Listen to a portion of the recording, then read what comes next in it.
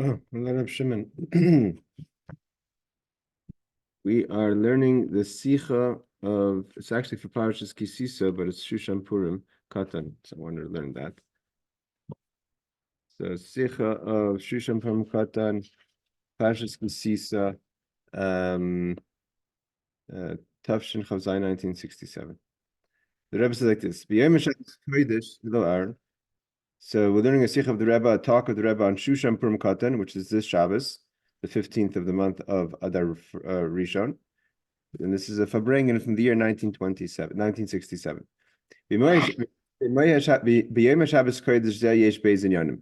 On this Shabbos, we have two ideas. One that's connected to the month of Adar, Rishon. Inyan Hakashim Purim, something connected to Purim, which is Shushan Purim Katan. That day is Shushan Purim Katan, like this Shabbos is Shushan Purim Katan. Shushan Purim Katan, even though it's Shushan Purim and it's Katan, it's only the small Purim. It's still connected to Purim, but it's just in a small level. It means it's not that Purim Katan is its own holiday separate from Purim, it just has the same name. It's Purim, but it's just Purim a little smaller. The Rebbe explains. Seemingly, what's this whole idea of separating between a large Purim or a great Purim and a small Purim? What is the idea of Purim? Purim is the obligation, the Pesume, a person has to reach the level. Hey, Harry, a person has to reach the level where they say they're so happy on Purim with the help of a little Achayim that they can't differentiate the difference between cursing Haman or blessing Mordechai. And this is the difference we find on Purim from Yom Tov. Means Purim, a holidays also a person has to be happy. What's unique about the happiness of Purim, which I'm sure the Rebbe is going to explain, an idea the Rebbe spoke many times, that Gam Simchas Yom Tov Kshurim Shtiyas Yain. We know that on holiday of the holidays of Pesach, Sukkot, of course, Simchas Torah, Shavuos, a person is obligated. It's connected to drinking wine. A person has to drink a Revi'as Yain on Yom Tov, even on Chol Moed. Kamoi bePurim shechiv lepesumei hu b'yayin. So too, like in Purim, what is the obligation to be happy on Purim? It's through wine. A person is supposed to drink wine if he can. Obviously, for health reasons, is to drink wine and be besimcha on Purim. So what's the difference between Purim and a regular holiday? Like Rashi says, Kapirish Rashi, that a person has to be happy on Purim with wine. Kefisha Poisek Rabbeinu Zaken, as the Alter Rebbe brings down the Shulchan Aruch, Sha'achshav she'ein beis hamikdash kayim.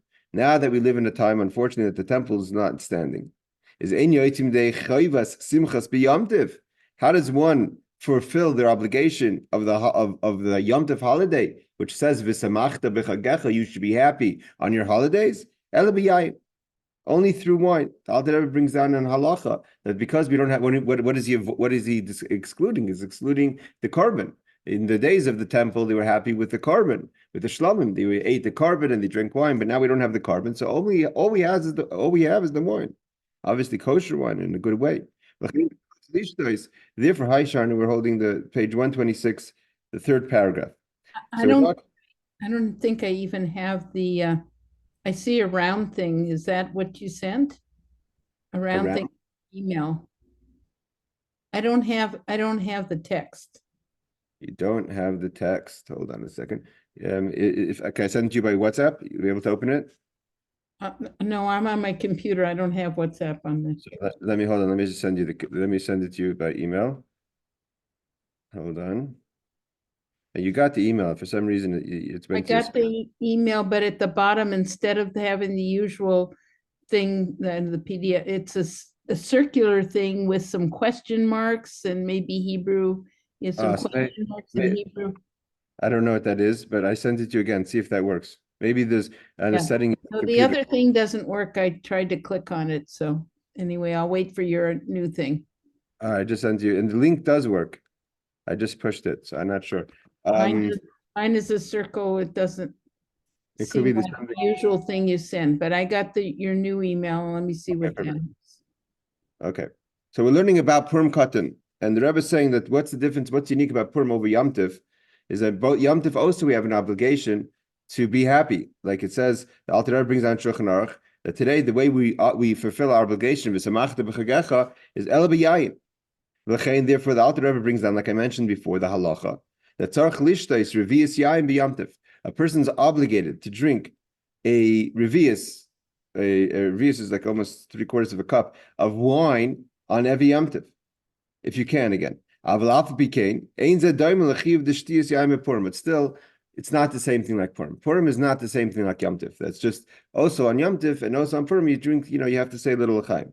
When it comes to Yom Tif, the Alter Rebbe says in the Shulchan Aruch, Shechayavim Bezdin, that the Bezdin had an obligation as far as their responsibility to the community, Lahamid Shaitim B'Regalim, that they would have police. It's brought down that the police, whatever, they had enforcers that would go around Jerusalem, because that's where everyone hung out in the holiday, and they would warn the people. Basically, they had like a kind of a police force that kept the peace, and part of the keeping the peace was that people shouldn't get too drunk and people shouldn't behave in ways that are inappropriate. So there were watchful eyes to make sure that on Yom Tov, because people are drinking a lot of wine and eating meat, and it's a festive event, that things could lead to in a situation that's not holy and not appropriate or dangerous, and therefore they had these shotrim, they had these enforcers that would keep things in order. To make sure that something inappropriate or unwanted shouldn't happen on the Yom Tov.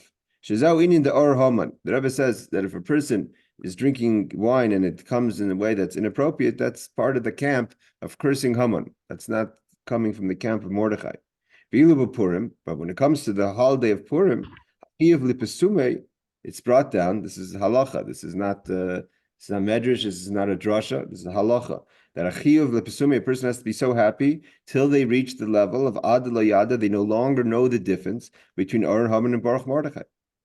So Purim Katan is this similar, is the same as the Purim Gadol, but the rest of the things of the big Purim don't pertain. Yeah, we don't have. The Rebbe is going into that question. The Rebbe wants to define what Purim is, and what's the definition of Purim Katan. But halachically, we don't do. We have the Ramah brings down Toiv Leiv Mishta Tamid. A person should be very happy on Purim Katan, but it's not. All the things in Megillah, gifts, and all that we don't have. So the Rebbe says, Umuven. So it's understood. When a person's holding the situation that you're not clear, right? You're so excited that you no longer have yada. Yada means that you have knowledge of what is what. The Rebbe says like this: if we're saying that a person has to reach on Purim a level, you're not. What's yada means? You're not measuring things. You don't know this is Haman, this is Mordechai, labeling things. So how could you label? This is Purim Katan, this is Purim Gadol. The Rebbe says, if the theme of Purim is that you're not labeling things you don't know, so what's this idea of this is Purim Katan, this is Purim Gadol? So even more so, that means a person should start making difference between this is a large Purim, a small Purim, how big of the Purim is. Purim is a time you're supposed to get out of your limitations. The Rebbe says, imagine to yourself. If a person reaches such a level in their life, that can't differentiate between Or Haman, between cursing Haman, the Baruch Mordechai, and blessing Mordechai, even though that they're very different. Cursing Mordechai is one thing, and blessing Haman is one thing, and blessing Mordechai is something else. It's not just in quantity, but also in quality. Two different situations. They're different and they're opposite each other. They're against each other. Haman and Mordechai are not friends. In the deepest way of separation. So therefore, you can't say. The Rebbe basically labels it as 3 levels of Purim. There's Purim Katan, and then because of that, we call it Purim Gadol. And then in a regular year, it's not called Purim Katan. You don't say Purim in a non-leap year. You don't say today's Purim Gadol. You say it's Purim. It's called Purim Stam. So there's Purim Katan, Purim Gadol, and Purim Stam. But all these names and labels is not part of the theme of Purim. Purim is about getting rid of labels. So the Rebbe says, top of page 127, Dorish Beer, one has to understand. Ma'un Yonish al Purim Katan. Like Sharna asked, what does Purim Katan mean? Why are we calling it Purim Katan? How is it different than a regular Purim? Or a Purim Gadol, or the Great Purim? Again, there's three levels. Purim, a regular year is just Purim. In a leap year, there's a small Purim and a large Purim. I just want to say that technically what the Rebbe is actually doing is he's teaching us how you apply the words, right? In theory, we could have said Purim Katan and Purim. The fact that we label Purim Gadol means to say that the Purim in a leap year that we celebrate on the next month is greater than a regular Purim. So mi Purim Stam or Purim Gadol. How is the Purim Katan different than a regular Purim or a large Purim? Even though the days are not the same days, they work out on different calendars. It's different months. But the person who's celebrating the holiday, if part of Purim, the theme of Purim is to get out of knowing, like labeling, I know who this person is, I know what this holiday is. Doesn't make sense. Why is there this idea that we label it? It's a small Purim, it's a large Purim. The Rebbe is not going into the halachas of like what we do and what we don't do. The Rebbe is talking about the mindset of it. But the Rebbe says in the bottom line, what does this all mean to us? Notwithstanding in the way you're going to try to figure out to explain what is Purim Katan. How is it different between all the regular Purim or a large Purim? The Rebbe says one thing is clear. That the Rebbe's point is that Purim Katan is still Purim. It's the idea of Purim. It's not another holiday. It's because it would be called something else. It's called Purim Katan. But that whatever the reason is, it's considered to be small, and it's in a way of small. And as I said before, when it comes to what are the two things that happen on this Shabbos, which is one is that it's one of the days of Adar, and of the days of Adar it's Purim Katan. Yesh davar al seder tchila inyan shel Adar rishon. The Rebbe says, I don't know how far we're going to get in the Farbrengen. The Rebbe says, first we'll talk about what is the idea of the first Adar, and afterwards we'll get to the idea of Purim Katan. So then the Rebbe says, they say, Hemshech HaSicha, the continuation of this talk, Habir Pish Rashi B'divrei Gemara Mishenichnas Adar Marvin B'Simcha, and the Rebbe talks about the idea of when Adar comes in, we should have a lot of Simcha. Yimei Nisim Hayil Yisrael Purim Pesach, days of miracles that the Jewish people had in our history, which were in the holiday of Purim and Pesach also, the redemption. One of the great things about Adar is Moshe, right? The whole thing that Haman was excited was that Moshe Rabbeinu died in Adar, that he didn't know that Moshe Rabbeinu was also born in Adar. Because they tell me that Purim, therefore we have all these miracles, and we have Kedivra Gemara, Kivan Shnafel Pur B'chodesh Adar, when the draw from Haman fell out in the month of Adar, is Haman Samach Haman Simcha Gedola. Haman had a great joy because he was excited. He thought it was a bad omen, a bad month for the Jewish people. Amar Nafali Pur B'Yerach Shemeis Moshe. Right, Moshe. Traditionally, the Jewish people our adversaries were knowledgeable people, and Haman was no different. So he knew that when Moshe Rabbeinu died, he learned the Gemara, and therefore he says, "Oh wow, Moshe Rabbeinu is dead. This is a good month for me." But he didn't know he was also born. Pesach also is connected to Moshe. Why? Who was the redeemer in the story of Pesach? Obviously, is Moshe.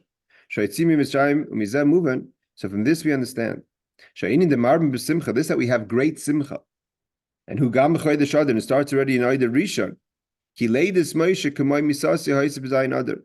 So the whole story of Purim is connected with Moshe, and his birth, like the Rebbe has a whole talk, kind of atones for his death and elevates the concept of death because of his life that he lives. So then even Adar Rishon, we're celebrating the life of Moshe Rabbeinu.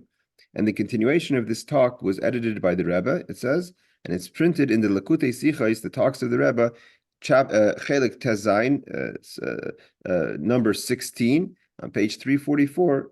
And the continuation of the talk, they don't publish. I had a long discussion with the editor of this publication, Toras Menachem.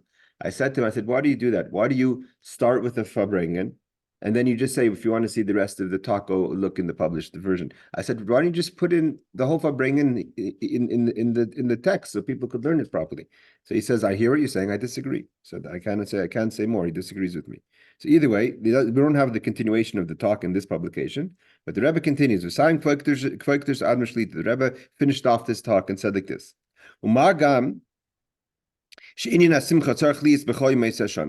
So we know that we have to always be happy. A Jew always has to be happy, not just on Adar, not just on Purim. Because a person's service to God has to be with simcha. As it says, that a person has to serve Hashem with great joy and simcha. And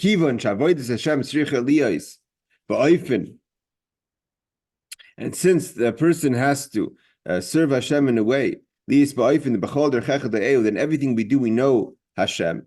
And everything that we do. Whether you eat and you drink, everything has to be connected to Hashem, and therefore everything has to be connected to Simcha. Even when a person sleeps, a person should sleep in an appropriate way, as it's brought down by the Rambam in the laws of Deos. And a person's entire 24-hour cycle. A person must be happy every minute. The Rebbe says from the fact that you have to be happy means you can be happy. A person can't say, well, God wants me to be happy, but I can't. If you couldn't, then he wouldn't ask it from you. And here the Rebbe says, even if a person's honest with himself, and I'm not talking about their stresses in the material situation, but even if a person knows that their spiritual life isn't on the up and up, they know their ma'amid matzav, they know their situation, and therefore, if they did an evaluation of how they did the day before or today, nevertheless, the Rebbe says you could still take, notwithstanding of knowing yourself, notwithstanding of knowing your shortcomings in life, you still could affect simcha in yourself. Like the Rebbe says in Tanya, it discusses in chapter 26 onwards, how a person could find simcha even in knowing their difficult situation, both material and spiritually. The Rebbe says, the simcha that we have should be in such a way. It should penetrate in all the ways of the person. The person should not just be happy with their spiritual situation, even a person's material situation. This is how Purim is different than Chanukah. Unlike Chanukah, which is about the lights, the spirituality, Purim is about food, eating, drinking, being happy, actually. The Taz is one of the commentaries, as it's brought down Chassidus. The Rebbe says, God should give everyone. That we should be in such a situation in our lives, whether it's things that are related to the soul, or things that are related to the body, that we should be able to be happy. And we should go from one redemption to another redemption. That the month of Adar, the Purim, that's about all focused on the redemption of the story of Purim. Should only be a beginning, and as preparation, the Simchas Olam HaRosham, to the great joy. Simchas Hagula Amitis Vashlema, this joy of the great redemption. Shetave, that's going to come. With the holy righteous Mashiach, we carve mamash speed in our time. The Rebbe said, the Rebbe asked from the crowd, Australia. There was, I guess, a group of students that were going to Australia in 1967. I think it was my father's class. He wasn't one of them. Because they're shluchim, they should be the first to do things that are holy, means they're first in line.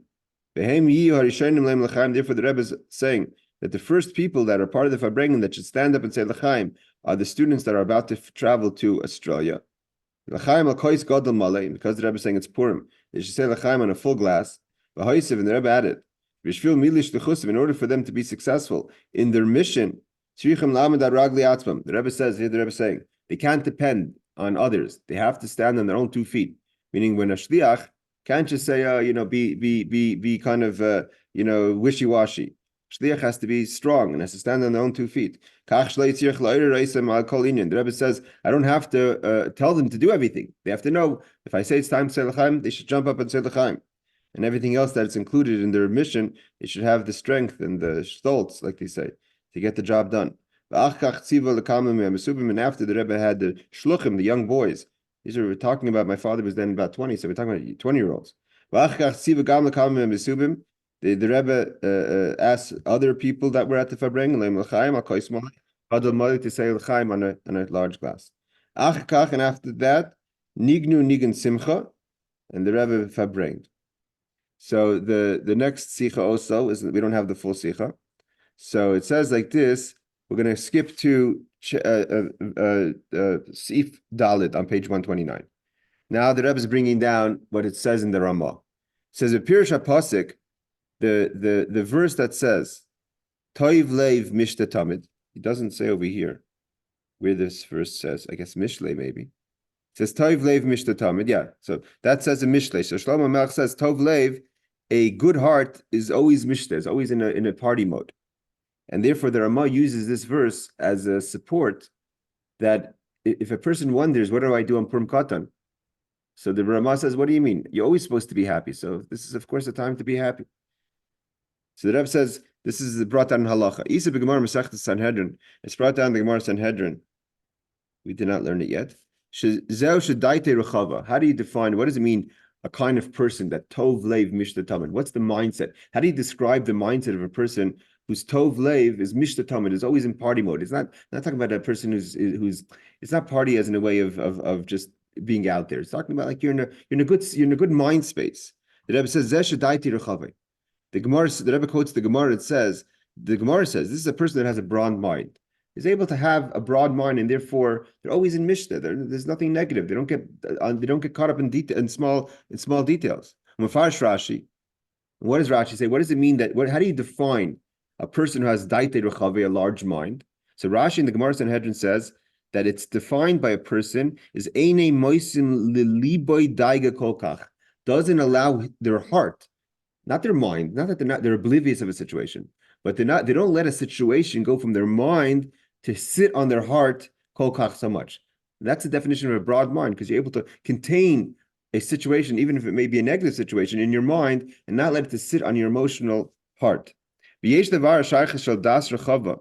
we? The Rebbe says, if you'd like to explain, what is the connection between a person who has a broad mind, the header daiga, that's a remedy, so to say, or a tool that you should have no daigas, you should have no worries. Daigas is worries.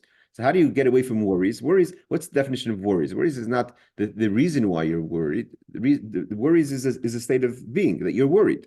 You could have plenty of reasons that if you allow them to cause you to be worried, that you're aware of, right? Things are, you have to pay your bills, you have to do this, or someone's not well. There's a lot of things that could cause you to be worried. But a das rechava doesn't allow it to worry you.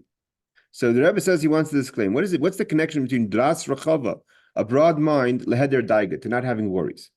Api bira Rabbeinu Zakin, based on what the Alter Rebbe says, 28 in Torah or Vayishlach, the Maimer Azal.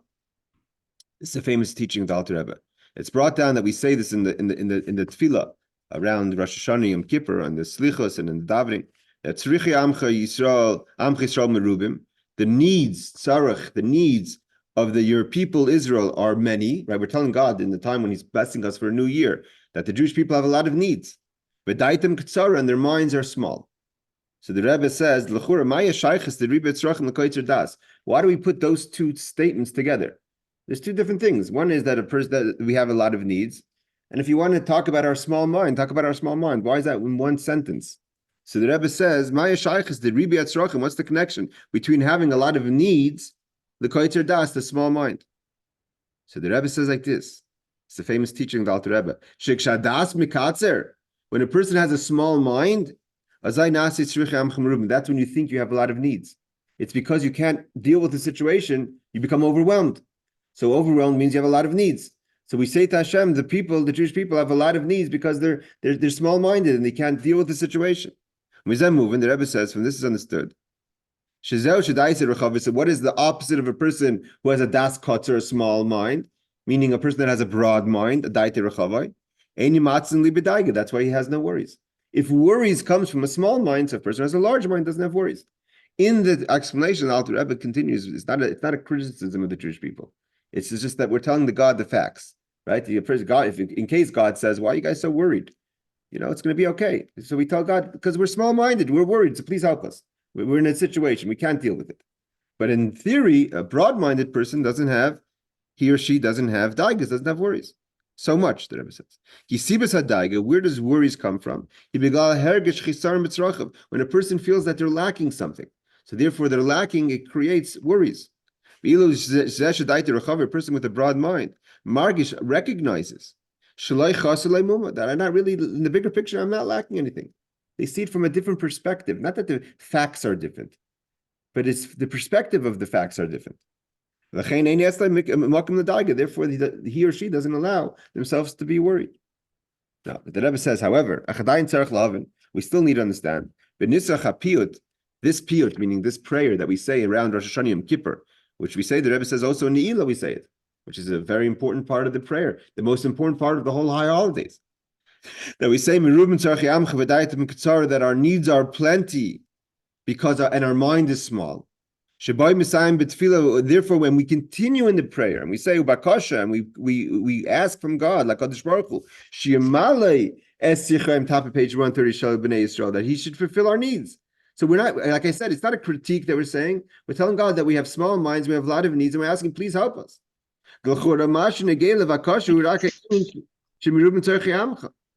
He says that what are we asking for? We're saying to God that we have a lot of needs, so please help us. Why do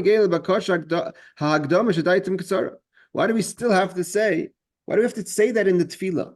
Why do we have to say in the prayer that our minds are small? If we have a lot of needs, and that's how we feel, so we should say, God, we have a lot of needs, please help us. Why do we have to point out that we have small minds? So the answer is, the point of adding this in, that that what we're asking Hashem is, this is I kind of killed it because I said it before, but this is the word to the Rebbe. We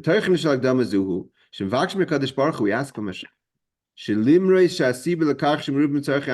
notwithstanding the fact that the only reason why we're telling you we have a lot of needs is not because possibly that's the truth, is because only from our mind, our small mind, that's the perspective. Notwithstanding of that fact that our worries and our needs are created by our small mind perspective. Nevertheless, we're asking Hashem, give us anyways. Fill the needs how we see it. And you should give them a flow from your large, broad, open, giving, blessing hand. And why do we ask that from Hashem? If we're telling God that the reason why we have these needs are because we have small minds, every single Jew, he and she is a son and a daughter of a Kadosh Baruch Hu, the King of Kings. When a king sees that his child is in pain, even if the pain is in their own mind, the king doesn't care who's responsible for the pain, if it's self-inflicted pain or if it's the true pain. If someone else is causing the king's son to be in pain or to suffer, or the prince is at fault. Doesn't have anything to do. The king says, I can't see my son in pain, my daughter in pain. Therefore, he doesn't care. He doesn't want the child to suffer. He doesn't go into analyzing. He doesn't go into analyzing if it's right or if it's wrong, or if you're small-minded. He doesn't say you have a broader mind. You realize that life isn't so tough. That's not how Hashem acts. That's not how a king acts. Yisayim is this side note. Last night, right before I went to sleep, and talking to my daughter who's suffering social challenges with her friends. She's crying. Her friends are being mean to her bullying her for no reason. And so to myself, it looks like I know that she'll get past it, but I feel for me it hurts. Her pain is there. The Rebbe says even more. Even if the father says, 1 second, this is good for the son to go through this situation. He's going to grow out stronger from it. Yisurim and Rakikim. We know that when a person goes through pain, it washes a person, it cleans a person. Nevertheless, the king sees the son in pain. He doesn't care, he takes it away. You do it because it means even though the king could say, 1 second, I know it's hard, but he needs to go through this discipline. Doesn't Hashem, the king doesn't care. He says, my son is not suffering. As the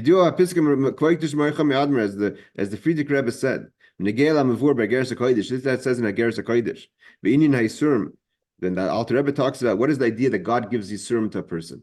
He gives a person to go through hard times in life. It's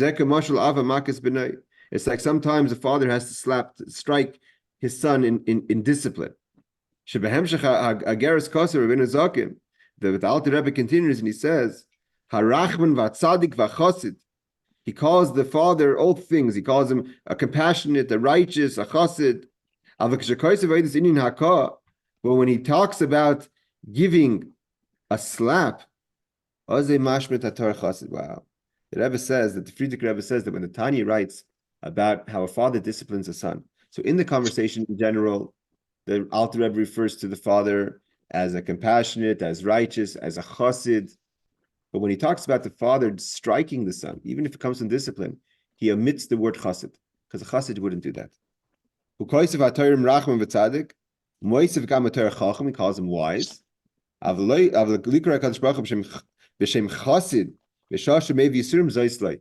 to call God a chassid when he's hurting his children, even if it's from discipline, even if it's for the child's own good, the Alter Rebbe doesn't call him God, even God a chassid at that moment. And the reason is even if the Yisurim that a person goes through is to cleanse the person, it's to heal the person, to put the person through a discipline that maybe the person needs. If the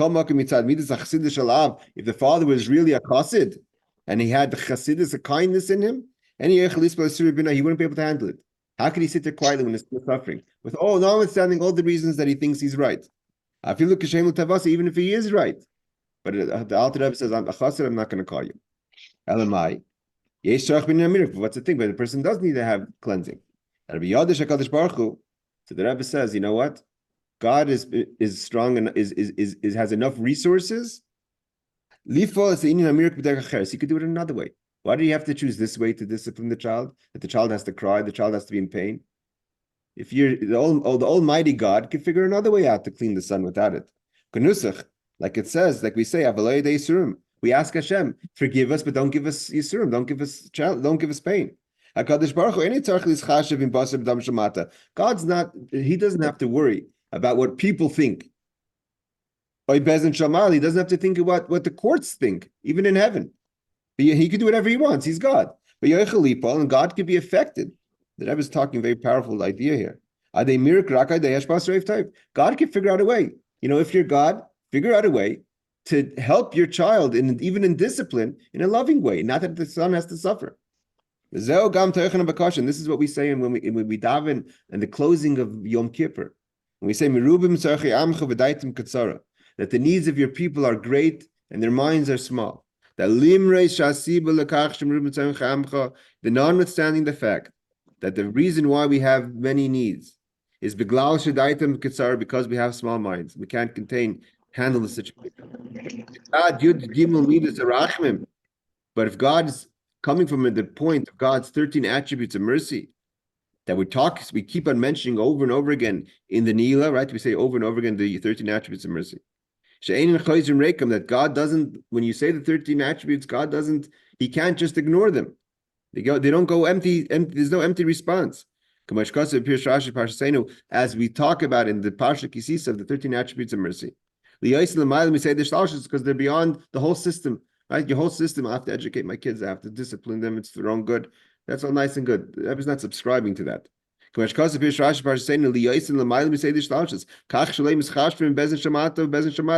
doesn't have to take into account what the courts here are going to say or what the courts in heaven are going to say. God, you have to discipline your children. Don't tell me I could deal with my children and help them in a way that they're not going to have to cry and be in pain. So we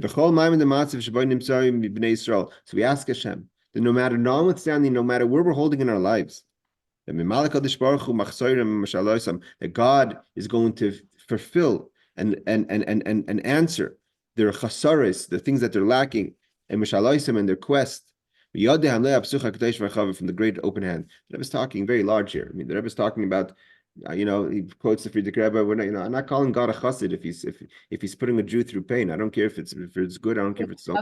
My mother said about her father, who raised 5 children, that he never lifted his hand or his voice against the children. He was a known tzaddik. Yeah, no, I'll tell you something else. The Rebbe saying over here, that's not the definition of a tzaddik. Even higher, that's a chassid. I'm not talking about a chassid with the payas and the beard and I'm talking about a chassid inside. That a person that a tzaddik is disciplined, the Rebbe says. A chassid is not going to give a smack. Yeah, well, his son, Rabbi Isaacson, felt when the teacher talked about the Lamed Vav, the 36 righteous that held up the world, he whispered to his friend in class, I know one of them is my father. That's amazing. Just got a question. Yes. Okay, so God never does anything wrong. That's what I was taught. So, and the Rebbe would say he's not a Hassan if he slapped, but he gave us, he put us as slaves in Egypt, and we were getting whipped if we didn't do what they told us to do. Isn't that a slap? But then he did it for our good. Okay, so the Rebbe is saying, yeah, it is for your good, but he's not going to call him a chassid. I don't mean a chassid like a chassid what you see in Google a chassid. I'm talking about chassid as a person. The word chassid means a kind person. It's not a kind person. It's discipline. It's for his own good. There's good going to come from it. Growth will come from it. All that's nice and good. But the Rebbe says he's not going to call him a chassid. Okay, because but I was told, I hear you. But I was told that everything God does, he does in kindness. Yeah. You're Aaron. I'm not arguing with you. You're asking a very good question. But sometimes when the Rebbe would talk in these kind of ways, the Rebbe was trying to arouse. This is 1967. You have to understand. This is, correct me if I'm wrong, Reb Shimon. Is this before the 67 war? I guess right before the 67 war. You have to remember, this is a few months before the 67 war. This talk happened. There was the Rebbe, those who knew what was going on, knew about what was happening. The 67 war didn't just happen out of nowhere. There was a background story to it. And the Rebbe was trying to be Ma'or Rachamim Rabim. The Rebbe was trying to basically, that we don't have an October 7th, and we don't have a situation where, it's tough love. The Rebbe wanted to make sure that the war ended in the 6-day war like it did. And the Rebbe is preempting in Shushan Purim Katan, talking, why is the Rebbe talking like this? This is very, very, very high level of speech. But the Rebbe is trying to push God to tell him, if you want to be called a chassid, the 6-day war is coming, don't let any disaster happen to the Jewish people. The Rebbe was not subscribing to. I know what you're saying, and you have a right to say what you're saying is right, and there's a foundation for it. But the Rebbe is not subscribing to that. The Rebbe is saying if God wants to be called a chassid, only good. Don't tell me good, discipline and education, all that. Only good. This is all talk prior to the 67 war. The Rebbe was the only one, the only voice that said it's going to be good. People were going crazy and panicking. The Rebbe was positive, it's going to be good, there's going to be miracles, nothing's going to happen. And a lot of people were saying that, the Jews, the people deserve it. They're not being religious, they're not doing this. How could they be Eretz Yisrael? A lot of people would try to justify why God would be right to punish the Jewish people. The Rebbe was not subscribing to that. And the Rebbe took initiative. He got ahead of the game. He got ahead of the curve. You got to get ahead of the curve. And the Rebbe was getting ahead of the curve. He's not subscribing to the negative. It's going to be a big victory for the Jewish people. Let's finish off a few more minutes. Why also do we mention that our minds are small? It means the Rebbe is telling God, don't try to educate the Jewish people now. It's not a time. Our minds are not large. We're not large-minded people. A large-minded person could handle things and has no daigas. We're small-minded people, and it does bother us, and we're going to cry, and it's going to hurt, and we're going to be pain. It's going to be pain. So if you're a good king, you want to be called a chassid, do things for small-minded people. As it may not be pleasant, it may be. You may think, well, why are we small-minded people? We should be large. That's just the way it is. The Rebbe continues. Why do we mention that their minds are small? Our quest from Hashem is not just that we have needs and our immediate needs. Please help me with this immediate need. All our needs.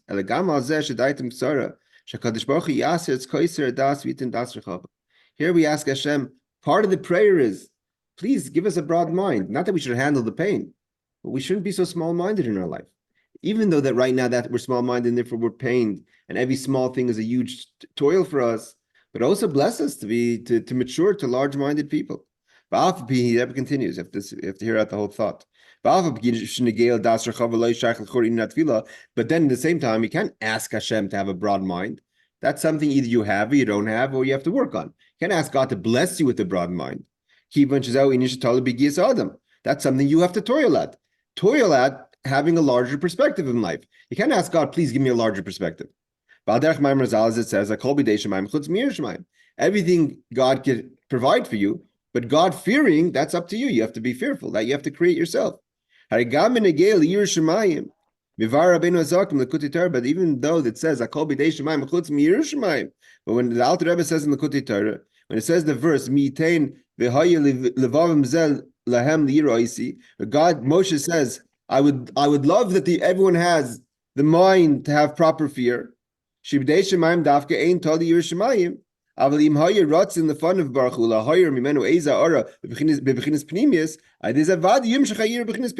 so the Alter Rebbe says, even though everything comes from Hashem besides fear of God, so how could Moshe say that Hashem should give miyitain, that their hearts should have fear?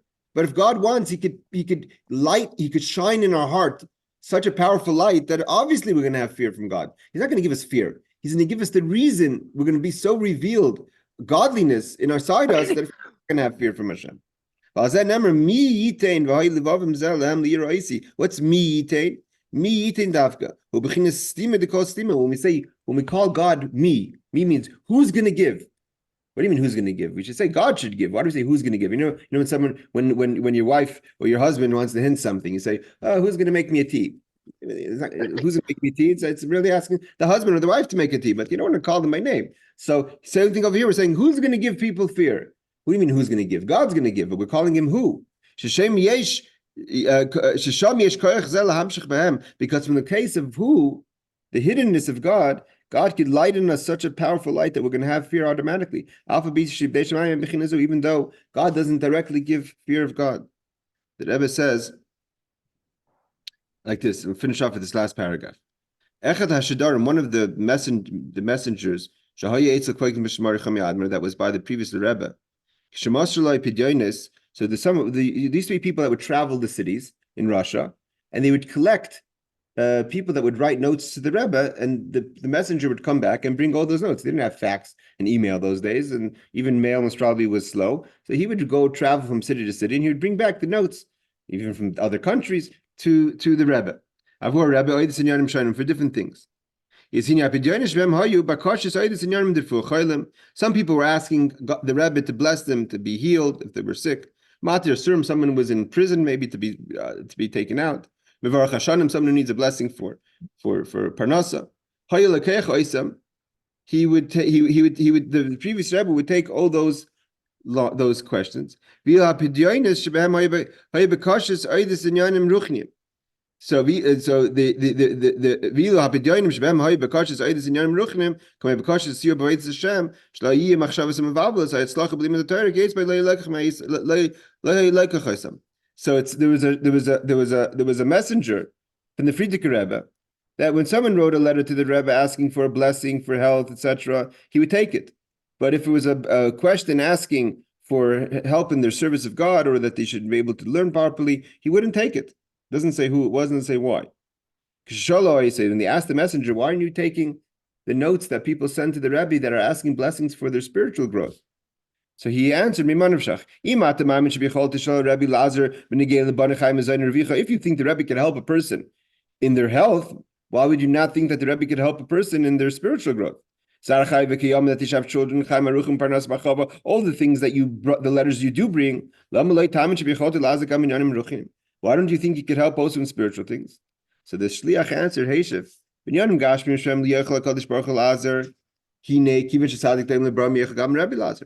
the things that God could help, like Parnasa, so Rebbe could give a blessing. When it comes to spiritual things, even God can help, like it says, V'sayim gamim hayu moishim ayadi pidyon negeli nam ruchim avar Hakadosh Baruch Hu ba'atzma le'yosei leikach. The shliach said that even if someone gave me a note to God that asked God to help them in their spiritual growth, I wouldn't take it because you have to do it on yourself. But the Rebbe says, no, that's not the way. The Rebbe says, Aval emes einikin. It's not like that. Like I said, shemitzad b'chinas me. When it comes to the level of who, the unnamed God. This is what Moshe says. That God is going to give us fear. That Moshe and all the Moshes of the generation, the power of me, that even spiritual growth, a person should have a blessing for. I'm just going fast because I have to leave. But when we ask from Hashem, we ask for Hashem to give us blessing, whether it's spiritual or material or both. To give what the needs of the multiple people are. That God should also give us a broad mind. And He gives us that. Then it's going to be, the Rebbe goes back to Purim Katan, that toiv leiv mishteh tamid. We're going to have what to be happy about. Like we said, where do we get the idea that a person could always be happy and have reasons to be happy and in a broad mind and still happy? All that comes from, we draw from the energy of Purim and Purim Katan and Shushan Purim Katan. Purim Gadol, we go to even a greater Purim. And from there we go to Pesach, Gemara, Mismach, Gula, one redemption to another redemption, Purim to Pesach. When it comes to Pesach, it says, that just like in the days of Egypt, so too when the Mashiach comes, we're going to see wonders. From Pesach, we go to the true redemption. Through the righteous Mashiach. Everyone, ladies and gentlemen, I got to run. Good Shabbos, and thank you for joining. Take care, and happy Purim Katan. Thank you.